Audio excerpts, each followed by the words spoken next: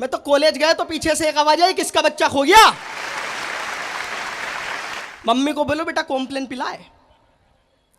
यहां तक तो फिर भी ठीक था, कम वक्त कुछ लड़कियों ने तो मुझे गोदी में उठा लिया मुन्ना मुन्ना के। तो मेरे बारे में तो आते ही सर ने बताया कि मंच पर हमारे बीच में एक छोटा सा कवि रखा हुआ है, ऐसा है वैसा है। मैं आपको बता दूं, जो हूं यही हूं।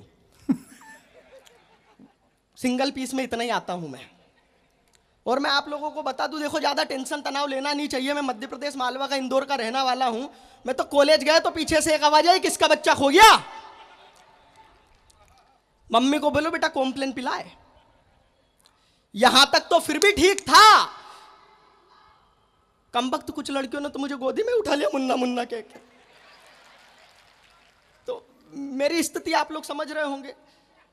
गुजरात अपने आप में आत्मनिर्भर है। वो यहाँ की वो एक अभी हाल ही में एक शादी हुई यहाँ पर।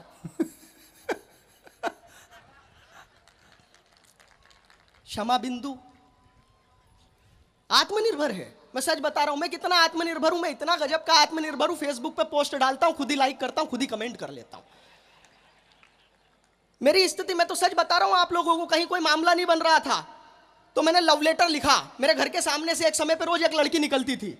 अपन क्या बनिया व्यक्ति ज्यादा दूर की सोचते ही नहीं है। तो मैंने लव लेटर लिखा, दिल का पूरा हाल लिख डाला, इन कवियों की कविताएं लिख डाली, और ऐसे घड़ी मुड़ी करके घर के बाहर वो अपने समय पे आई, उठाई और चली गई। मैंने कहा गए अच्छे दिन।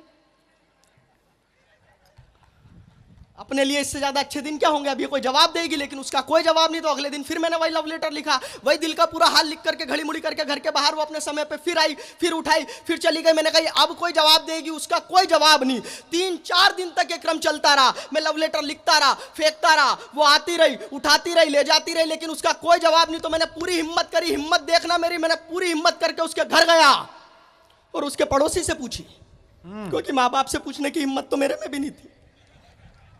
मुझे मालूम है कहाँ नुकसान है कहाँ फायदा है। तो मैंने उसके पड़ोसी से पूछी, मैंने कहा भाई साहब आपके पड़ोस वाली लड़की मेरे घर के सामने से रोज निकलती है, मेरा फेंका हुआ लव लेटर भी उठाती है, ये लेके भी जाती है, कोई जवाब नहीं देती, कारण क्या है। कारण आप लोगों को अगर समझ में आ जाए तो जरा एक बार पीछे तक के लोगों का ठहाका और तालियां आकाश भर उठे।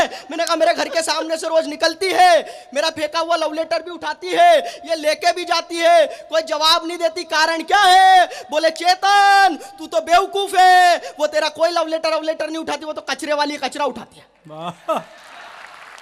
बहुत अच्छे। तो पूरे इंदौर का कचरा मैंने ऐसे ही साफ करवाया है। 6 साल से नंबर 1 है हम लोग। और मोरबी तो वो जगह है, मोरबी की वजह से ही नंबर 1 है, क्योंकि टाइल्स यहां बनती है। और अच्छा, हमारे प्रधानमंत्री जी जहां जाते हैं वो बताते हैं उस जगह से उनका बचपन का नाता है। मेरा मोरबी से बचपन का नाता है। अच्छा, मैं सच बता रहा हूं आप लोगों को। यहां अभी टाइल बनती है, पहले यहां पे बनते थे नाडिया निडिया। हाँ, तो मेरे को जो बताया था अगले ने, मैंने वही बोला। हमारे यहां बोलते उसे खापरा, कबेलू, यहां बनते थे। वो बचपन में मम्मी को, वो बहनों को निलाना विलाना होता था तो बढ़िया जेनसन बेबी, ये वो तमाम क्रीम पाउडर सब कुछ, अपने लिए खापरा। छोटे थे बुलाती थी और ऐसे। तो बचपन से नाता है मेरा खापरे की वजह से। मैं सच बता रहा हूं आप लोगों को। मेरे स्वच्छता अभियान अपने आप में, अभी बीते दिनों आप लोगों ने कुछ समय पहले प्रधानमंत्री जी ने एक बीच पर सफाई करते हुए आप लोगों ने वो वीडियो क्लिप या फोटो देखी होगी। हमारे प्रधानमंत्री जी ने समुद्र के किनारे से कुछ कचरा उठाया, तो विपक्ष को इससे भी दर्द हुआ। बोले प्रधानमंत्री जी का काम है क्या कचरा उठाना। प्रधानमंत्री जी ये तो नाटक कर रहे हैं। इन्होंने 3 मिनट का नाटक किया। एक टिप्पणी करता हूं इस बड़े मंच से, पीछे तक के लोगों तक अगर बात पहुंचे तो आपका आकाश भर तालियां मिले फिर से। बोले कि प्रधानमंत्री जी ने 3 मिनट का नाटक किया कचरा उठाने का, ये प्रधानमंत्री का काम है क्या। मैं एक टिप्पणी करता हूं कि ये 3 मिनट का नाटक ही सही, लेकिन ये 125 करोड़ का हिंदुस्तान अगर ये 3 मिनट का नाटक ईमानदारी से कर ले तो हम भारत को क्या पूरी दुनिया को स्वच्छ बना सकते हैं। अच्छी बात है बेटा। तालियां आप लोगों की थोड़ी सी कमजोर है, जरा एक बार जोरदार बजा दीजिए। वाह। नहीं तो मेरी स्थिति में आप लोगों को बता रहा हूं, बड़ा मजेदार व्यक्ति हूं। मेरा कहीं कोई बात ही नहीं बन रही थी, अच्छा बन जाए तो अपनी किस्मत इतनी जोरदार।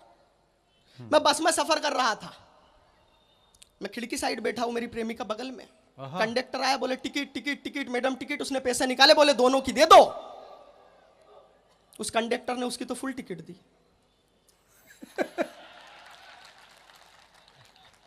Half ticket.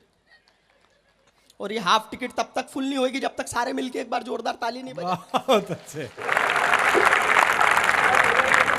अच्छा हाफ टिकट तक तो अमित भाई फिर भी ठीक था, कम वक्त जाते जाते ये अलग बोल के गया कि बहन जी हाफ टिकट पे पूरी सीट नहीं मिलती, अपने बच्चे को गोदी में बिठाइए।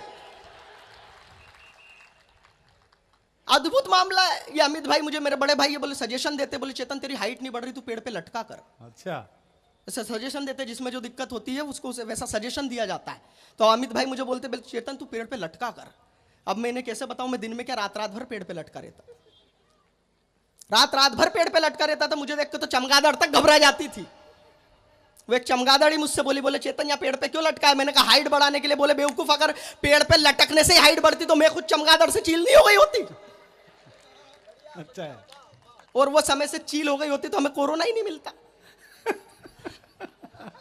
अच्छा है। अद्भुत है। सर बता रहे थे अभी कोरोना के बारे में, एक घटना मेरे साथ में हुई। 4 पंक्ति पढ़ता हूं, पहली 4 पंक्ति आपकी मस्ती तक पहुंचे। कोरोना के टाइम पे, लॉकडाउन के टाइम पे जो भी घर से बाहर निकल रहा था, पुलिस वाले भी चौराहे पे डंडा वंडा सैनिटाइज करके थे। जो निकल रहा था वही नागरिक अभिनंदन हो रहा था उसका। मेरे साथ में एक घटना हुई, घटना आपके आनंद तक पहुंचे कि एक विपदा अभी तलक ना टली थी, हम खुद परेशानी बड़ी दूजी लेके आ गए। एक विपदा अभी तलक ना टली थी, हम खुद परेशानी बड़ी दूजी लेके आ गए। नेटवर्क का हुआ है बेड़ा गर्क नर्क जैसा, 4G के युग में भी 2G लेके आ गए। तो बाहर से आए तब चाल देख कर मेरी पूछा गया आप क्या चेतू जी लेके आ गए? तो पुलिस के डंडों की मार इतनी पड़ी कि सूजी लेने गए थे, वह सूजी लेके आ गए, सूजी लेने गए थे।